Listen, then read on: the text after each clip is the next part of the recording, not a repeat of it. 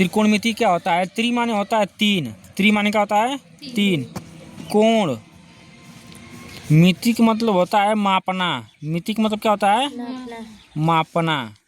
यानी अगर कोई भी त्रिभुज है, उस त्रिभुज के तीनों कोणों को अगर माप रहे हैं तो उसको हम त्रिकोणमिति कहते हैं। क्या त्रिभुज हो गया? इसको कहा जाता है आधार, इसको कहा जाता है लंब, और इसको कहा जाता है कर्ण। ठीक है, आधार, लंब और कर्ण। ठीक, त्रिकोणमिति जो होता है इसमें जो सारे समका का हम इस्तेमाल करते हैं, जैसे साइन थीटा, कॉस थीटा और टैन थीटा। इसका जो उल्टा होता है, इसका उल्टा होता है कोसेक थीटा, इसका होता है सेक थीटा और इसका होता है काट। तो अगर हमको यह पता करना है कि साइन थीटा बराबर क्या होता है, कास थीटा बराबर क्या होता है और टैन थीटा बराबर क्या होता है, तो इसका एक फार्मूला होता है लाल बटे कक्का, लाल बटे कक्का। इस ऊपर लिखेंगे यस सी टी। ठीक, यस मतलब हो गया साइन, और एल के में होगा लंब, एल का क्या होगा? लंब। ठीक ना, और के से होगा कर्ण, के से क्या होगा? कर्ण। उसी तरह से कास थीटा का क्या होगा? आधार बटे कर्ण, कास थीटा क्या होगा? आधार बटे कर्ण। ठीक, और टैन थीटा क्या होगा? टैन थीटा का होगा लंब बटे आधार, लंब बटे आधार।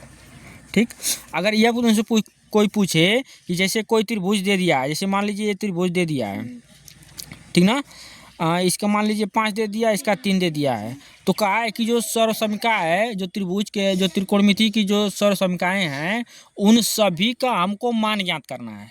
ठीक ना, तो हम सबसे पहले क्या करेंगे? हम पाइथागोरस प्रमेय का इस्तेमाल करेंगे। किसका? पाइथागोरस प्रमेय। पाइथागोरस प्रमेय आधार, लंब, कर्ण।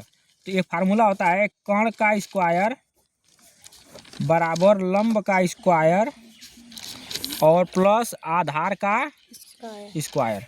ठीक है, तो हम देखिए कर्ण का हमको पता नहीं है, तो हम लिखेंगे 5 का स्क्वायर प्लस 3 का स्क्वायर। 5 5 25 और 3 तरीके 9, और 25 और 9 जोड़ेंगे कितना हो जाएगा?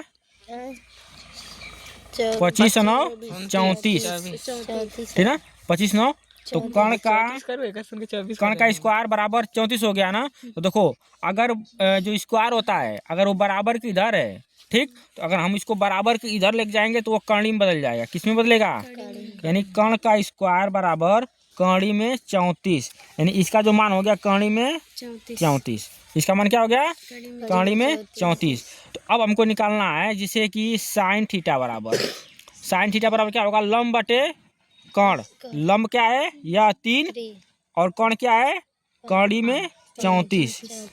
हमको कास का निकालना है, कास थीटा का, तो कास का क्या होगा? आधार बटे कर्ण, यानी आधार यह है और कर्ण यह है, यानी 5 बटे अंडर रूट 34।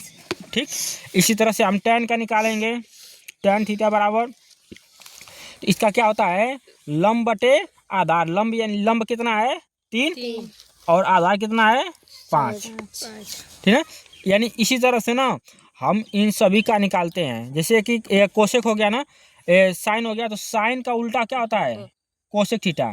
साइन का उल्टा क्या होता है? 1 बटे कोसेक थीटा। ठीक, उसी तरह से कास का क्या होगा? 1/सेक थीटा। 1 क्या होगा? Sec theta. टैन का क्या होगा? 1/कॉट थीटा। ठीक ना, यानी इसी तरह से ना हम इन सभी का मान ज्ञात कर सकते हैं। जो साइन थीटा का जो वैल्यू होगा वह कास थीटा के वैल्यू के विपरीत होगा, उल्टा होगा, और जो कास थीटा का वैल्यू होगा वह सेक थीटा का क्या होगा? विपरीत होगा।